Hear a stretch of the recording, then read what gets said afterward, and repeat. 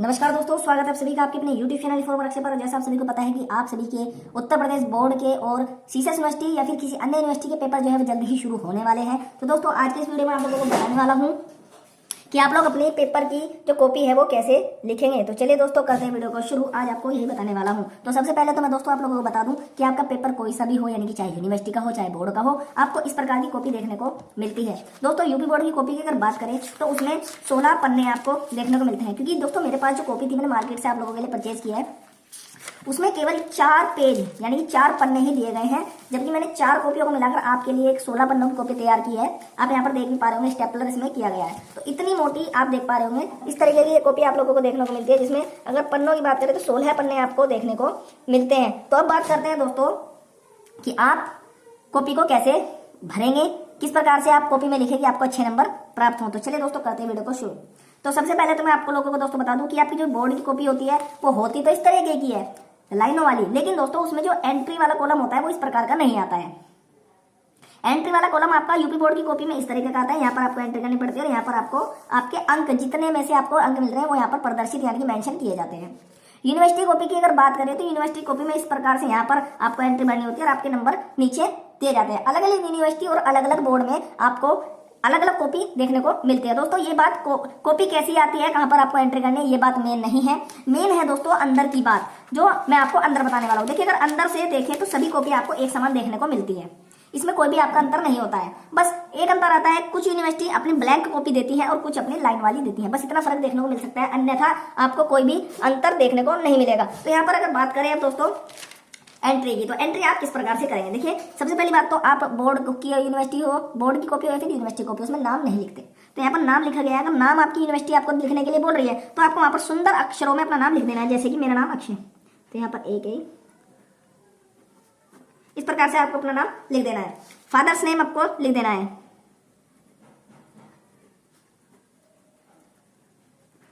तो इस प्रकार से आपको नाम लिख देना है। रोल नंबर आपका जो भी है, मान लीजिए आपका बोर्ड का रोल नंबर है 066285610279। मानने के लिए मैं बोल रहा हूँ, हालांकि इतना लंबा रोल नंबर नहीं होता है। यूनिवर्सिटी का रोल नंबर इतना लंबा हो सकता है, बट बोर्ड का नंबर इतना लंबा नहीं होता है। आपका बोर्ड का रोल नंबर जो आपका होता है मात्र 6 अंकों का होता है, जैसे कि 0666285 इस प्रकार का आपका होता है। यूनिवर्सिटी की अगर बात करें, यूनिवर्सिटी में इतना बड़ा नंबर आपको देखने को मिल सकता है। अगर दोस्तों क्लास की बात करें, क्लास आपकी कौन सी रहने वाली है, तो क्लास आपकी यहाँ पर कुछ भी रहने वाला है, चाहे तो आपका यहाँ पर 12th हो सकता है या फिर 10th हो सकता है, या फिर आप अगर किसी यूनिवर्सिटी में है तो आप यहाँ पर जो क्लास है वो इस प्रकार से भरेंगे। वो आपको मैं बता दूं, देखिए मान लीजिए आप बीएससी के हैं तो बीएससी फर्स्ट सेम, यहाँ पर आपको सेक्शन में भी फर्स्ट सेम लिख देना है। इस प्रकार से आप यहाँ पर भरेंगे। सेक्शन आपका जो भी है वो मेंशन नहीं करता है, क्योंकि बोर्ड में कोई सेक्शन वगैरह नहीं होता है। डेट की अगर बात करें तो डेट में आपको वो लिखना है जिसमें आपका पेपर है। मान लीजिए आपका 20 फरवरी 2023, तो इस प्रकार से आपको लिख देना है। सब्जेक्ट की अगर बात करें कि सब्जेक्ट क्या है, तो यहाँ पर आपका कोई भी सब्जेक्ट हो सकता है, मायने नहीं रखता है। हम बात करते हैं इंग्लिश की, तो आपको यहाँ पर लिख देना है इंग्लिश। आपका इंग्लिश का सब्जेक्ट हो तो आपने इंग्लिश लिख दिया है। इसके अलावा कोई भी सब्जेक्ट आपका हो सकता है, हिस्ट्री हो सकता है, ज्योग्राफी हो सकता है, ये आपका पेपर पर डिपेंड करता है। रजिस्ट्रेशन नंबर यानी कि जो आपका बोर्ड रजिस्ट्रेशन नंबर अगर आपके पास है, आपकी कॉपी में आपको लिखने के लिए बोला जा रहा है तो आप मेंशन कर सकते हैं, अन्यथा इसको छोड़ सकते हैं। रजिस्ट्रेशन नंबर की वजह जो यूनिवर्सिटी के स्टूडेंट उनका एनरोलमेंट नंबर होता है, तो एनरोलमेंट नंबर आप अपना डाल सकते हैं। अगर आपकी बोर्ड की कॉपी में पूछा गया है तो वहां पर आप डालेंगे 094275, ये आपका एनरोलमेंट नंबर होता है, इतना बड़ा, किसी भी यूनिवर्सिटी का हो चाहे। रूम नंबर में आपको वो रूम डालना है जिसमें आपकी परीक्षा हो रही है। मान लीजिए आपकी हिंदी की परीक्षा रूम नंबर 5 में हुई तो, और आपकी इंग्लिश की परीक्षा रूम नंबर 7 में हो रही है, तो आपको रूम नंबर 7 डालना है। तो यहाँ पर आपको केवल 07 डाल देना है। मैक्सिमम मार्क्स और examiner signature, total marks obtained, investigator sign, ये आपको फिल नहीं करना है। यहाँ पर आपको कितने में से अंक मिलने वाले हैं इस कॉपी में, मान लीजिए यहाँ पर आपको 100 मिलेंगे, तो ये आप नहीं भरेंगे, ये आपका एग्जामिनर भरेगा, जो आपकी परीक्षा चेक करेगा, जो आपके रूम में होगा वो करेगा। यहाँ पर एग्जामिनेशन के साइन, तो मान लीजिए कोई राहुल नाम का एग्जामिनर तो वो इस तरीके से साइन करके यहाँ पर चला जाएगा। टोटल मार्क्स आपको कितने मिले हैं, मान लीजिए आप 58 नंबर इसमें आए हैं तो वो यहाँ पर 58 भर देगा। और 10 मार्क यहाँ पर आपको जो है कितने मिले हैं, तो यहाँ पर अभी आपका 58 हम भर देंगे। इन्वेस्टिगेटर साइन, ये आपके जिसने कॉपी चेक की है उसके साइन है। यहाँ पर आपके रूम में जिसकी ड्यूटी थी यहाँ पर उसके साइन होने वाले हैं। नीचे वो डेट भी लिखेगा यहाँ पर, तो यहाँ पर आप डेट भी वो लिखेगा। ये देखिए जो नीले कलर से मैंने फॉर्म फिल किया है, जो मैंने नीले कलर से एंट्रीज फिल किया है वो आप करेंगे, जो मैंने ब्लैक कलर से किया है वो आप नहीं भरेंगे, वो एग्जामिनर भरेगा। इस बात का विशेष ध्यान रखेंगे। अब बात करते हैं दोस्तों कॉपी में सुंदर सुंदर कैसे लिखेंगे। देखिए अगर आपकी कॉपी इस तरीके की आती है, आपकी कॉपी पर एंट्रीज भरने के बाद यहाँ पर जगह रह जाती है, तो आप सुंदर सुंदर अक्षरों में यहीं से लिखना शुरू करेंगे। उससे पहले यहाँ पर आप क्या करेंगे, एक इस तरीके से जो है लाइन ड्रॉ करेंगे, एक जो है बॉर्डर यहाँ पर बना लेंगे, जिससे आपकी सुंदर कॉपी लगेगी। अगर आपका यहाँ से शुरू है तो आप यहाँ से शुरू कीजिएगा। अगर आपकी एंट्री पूरे पेज पर आती है, पूरा पेज आपके पास है एंट्री करने के लिए, आपके पेज पर लिखने के लिए जरूरत जगह नहीं है, तो आप फिर यहाँ से शुरू नहीं करेंगे, आप शुरू करेंगे यहाँ से, क्योंकि ये जो पन्ना होता है ये आपका हटा दिया जाएगा। इस प्रकार से आपका पन्ना जब आपकी कॉपी चेक होगी तो ये हटा दिया जाएगा, आपकी कॉपी यहाँ से चेक होगी। तो इसका भी आप विशेष ध्यान रखेंगे। खैर हम इसको यहाँ पर भी आप लोगों के लिए लगा देते हैं। तो यहाँ पर देखिए मैं इसको फिर से जो है स्टेपलर मार देता हूँ। तो इस प्रकार से आपकी ये कॉपी रहने वाली है। अब बात करते हैं यहाँ से।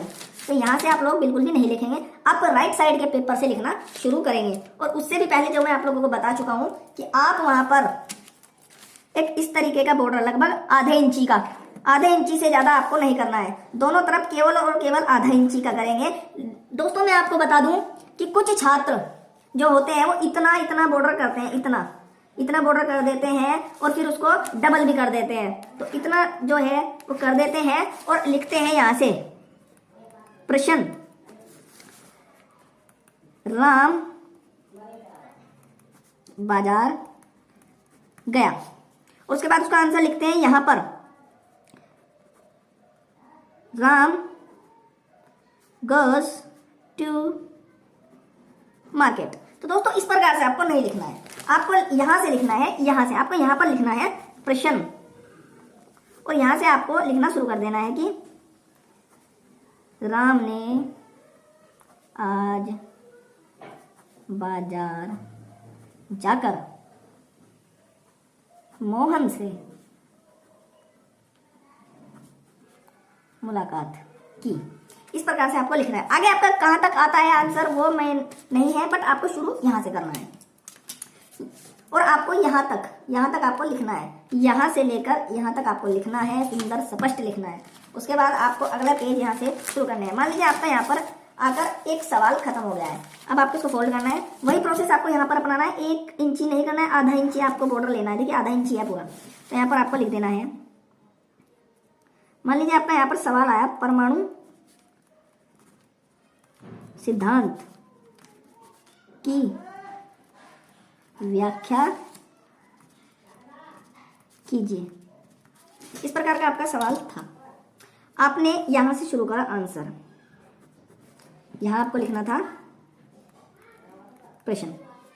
अभी आपका दीर्घ है, तो सबसे पहले तो मैं आपको बताऊं, देखिए प्रत्येक पेपर आपका कोई भी, चाहे यूनिवर्सिटी का हो, चाहे आपका विद्यालय का हो, चाहे विश्वविद्यालय का हो, चाहे बोर्ड का हो, उसमें आपको 3 प्रकार के प्रश्न देखने को मिलते हैं। नंबर 1 होता है अति लघु, फिर आता है लघु, फिर आता है दीर्घ। 3 प्रकार की कैटेगरी आपको देखने को मिल जाती है। ये आपको प्रत्येक पेपर में देखने को मिलता है, परंतु कुछ पेपरों में आपको जो होता है बहुविकल्पीय होता है, बहुविकल्पीय प्रश्न। तो बहुत से पेपरों में आपको बहुविकल्पीय प्रश्न देखने को मिलते हैं। उस स्थिति में आपको क्या करना है, उस स्थिति में आपको करना क्या है, ये करना है। सबसे पहले आपको जो भी आप सिलेक्ट करना चाहते हैं, आपको दीर्घ करना है, लघु करना है, फिर अति लघु करना है, या फिर बहुविकल्प करना है। सबसे पहले तो आपको यही चॉइस करना होगा। ऐसा नहीं कि आपने एक दीर्घ किया, फिर एक अति लघु किया, फिर एक लघु किया, फिर एक दीर्घ, फिर एक अति लघु, फिर एक लघु। इस प्रकार से करने का कोई भी महत्व नहीं है, कोई भी मतलब नहीं बैठता है। एग्जामिनर जब चेक करेगा वो गुस्सा हो जाएगा, वो उसको काट देगा, वो इसको चेक भी नहीं करेगा। सबसे अच्छा और सुंदर तरीका मैं आपको बताऊं, देखिए अगर आपको लघु करना है तो यहाँ पर आपको लघु उत्तरीय प्रश्न इस प्रकार से आपको लिख देना है। अगर खंड वगैरह आपके पेपर में दिए गए हैं तो उस के नीचे आपको लिख देना है खंड के, इस प्रकार से आपको लिख देना है। फिर वही बात आती है, आपका बॉर्डर मात्र और केवल आपका आधा इंची का होना चाहिए, आधा इंची से ज्यादा नहीं होना चाहिए। आधा इंची इधर होना चाहिए और आधा इंची इधर होना चाहिए। इसको डबल ट्रिपल करने की कोई आवश्यकता नहीं है, आपका आंसर सुंदर होना चाहिए, इस पर आपको डिजाइनिंग नहीं करनी है। तो यहाँ पर आपका लिख देना है, यहाँ पर आपको प्रश्न नंबर 1 डालना है, इस प्रकार से आपका लिख देना है। उसके बाद यहाँ पर आपका आंसर नंबर 1 लिख देना है। अब मान लीजिए आपके 4 लघु आपको करने थे, 4 लघु आपके यहाँ पर खत्म हो जाते हैं, यहाँ पर आपके 4 लघु खत्म है। यहाँ पर आपने लिख दिया एक कहलाता है और आपके 4 खत्म, यहाँ से आपका शुरू हुआ था। यहाँ पर आपका प्रश्न नंबर 2 आ गया, यहाँ पर आपका प्रश्न नंबर 3 आ गया, प्रश्न नंबर 4 आ गया। मैं एग्जाम्पल बता रहा हूँ आपको, इस प्रकार से आपको करना है। देखिए लघु आपको केवल और केवल 4% आ गए। अभी जो आपकी नीचे की ये वाली जो आपकी जगह बची है, आपको इसको न तो काटना है ना यहाँ पर कुछ लिखना है, बस आपको यहाँ पर अपना आंसर खत्म कर देना है। उसके बाद आपका अगला पेज ओपन करना है। अगला पेज ओपन करने के बाद आपको फिर से वही जो मैं आपको बता दूं, आधा इंची का बॉर्डर लेकर चलना है दोनों साइड। यहाँ पर भी आप आधा इंची का बॉर्डर लेंगे। उसके बाद आपको अगर दीर्घ करना है तो दीर्घ लिखेंगे, लघु करना है तो लघु लिखेंगे। अब यहाँ पर आपको लिखना है दीर्घ उत्तरीय प्रश्न, खंड है तो खंड भी लिख देंगे, खंड ख। अब यहाँ पर आप लिखेंगे प्रश्न नंबर 1। ऐसा नहीं है प्रश्न नंबर 1 से शुरू करें, प्रश्न नंबर अगर आपको 4 आता है तो 4 लिख दीजिए, फिर यहाँ पर प्रश्न नंबर आप 1 लिख दीजिए, प्रश्न नंबर 2 लिख दीजिए। लेकिन दोस्तों अगर आप इस प्रकार से लिख रहे हैं तो उसके सामने आपका जो है नाम लिखेंगे, प्रश्न पूरा लिखेंगे, उससे आपका एक सुंदर और व्यवस्थित ढंग से आंसर आप लिख सकते हैं। मान लीजिए सवाल है ये, भारत के प्रधानमंत्री तथा राष्ट्रपति की नियुक्ति प्रक्रिया में अंतर स्पष्ट करो। तो यहाँ पर देखिए ये सवाल जो है आपको बोर्ड में दिया गया है कि भारत के प्रधानमंत्री तथा राष्ट्रपति की नियुक्ति प्रक्रिया में अंतर स्पष्ट कीजिए। अब दोस्तों ये इस प्रकार से पूछा गया है, इसमें आपका भारत के प्रधानमंत्री के बारे में भी बताना होगा, प्रधानमंत्री के साथ साथ राष्ट्रपति के बारे में भी बताना होगा, दोनों की नियुक्ति प्रोसेस भी आपको यहाँ पर बताना होगा। अब या इस सवाल को आप 2 प्रकार से दे सकते हैं, या तो आप यहाँ पर लिखेंगे आंसर लिखकर आप यहाँ पर लिखेंगे कि भारत का प्रधानमंत्री मनोनीत किया जाता है जिसकी नियुक्ति राष्ट्रपति के द्वारा की जाती है। भारत के प्रधानमंत्री का चुनाव प्रत्यक्ष होता है जो लोकसभा से चुनकर आता है। प्रधानमंत्री पद ग्रहण करने के लिए आपको लोकसभा में बहुमत साबित करना होता है।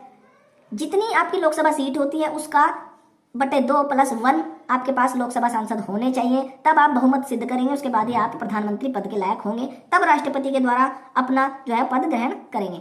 या तो आप इस प्रकार से लिख सकते हैं कि भाई प्रधानमंत्री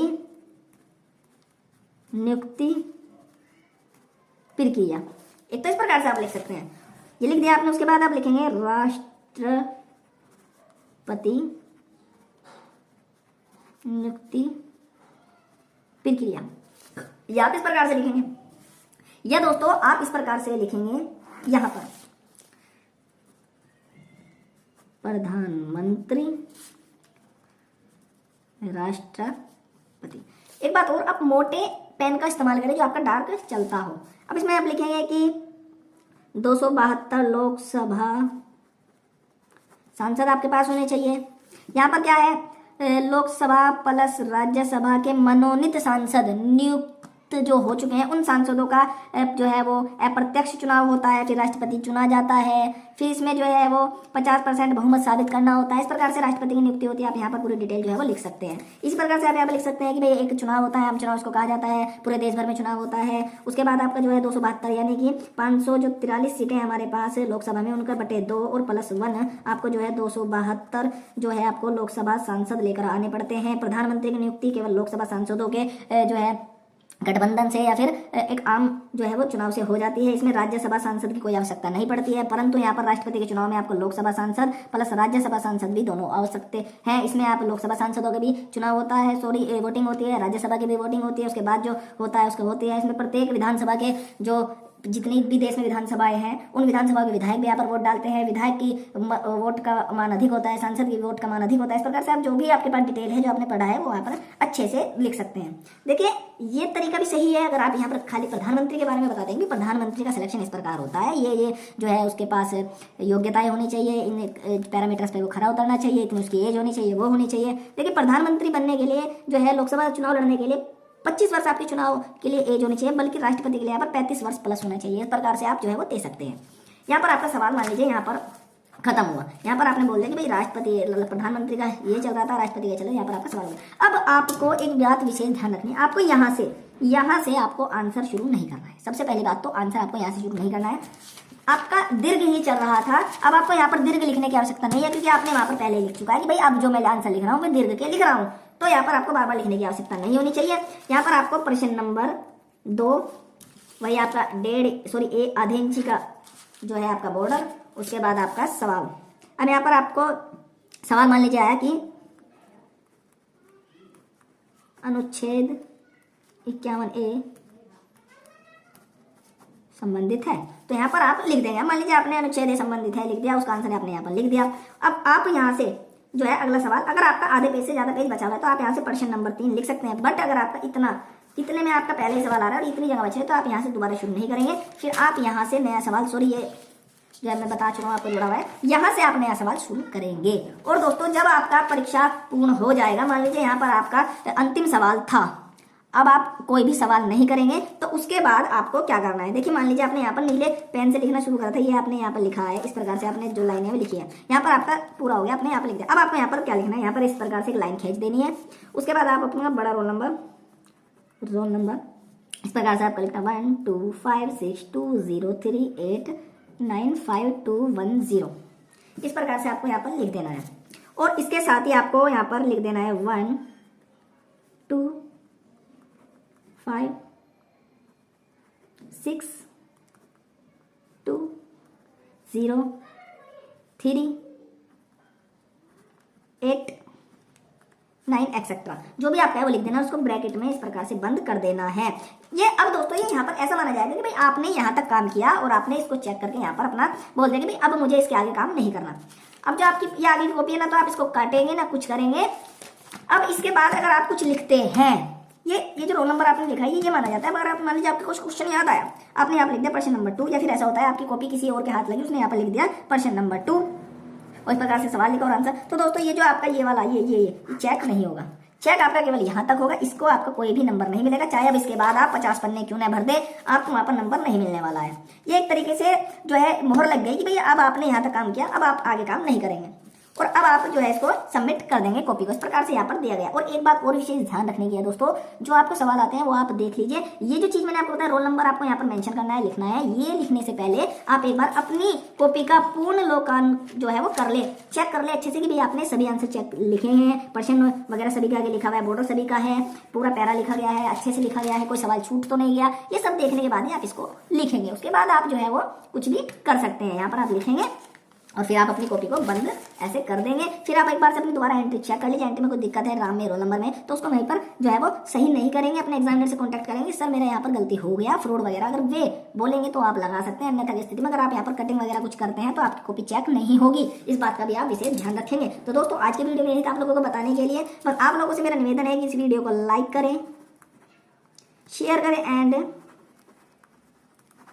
सब्सक्राइब अवश्य कर लीजिए। फिर मिलेंगे आपसे, तब तक के बाय, टेक केयर।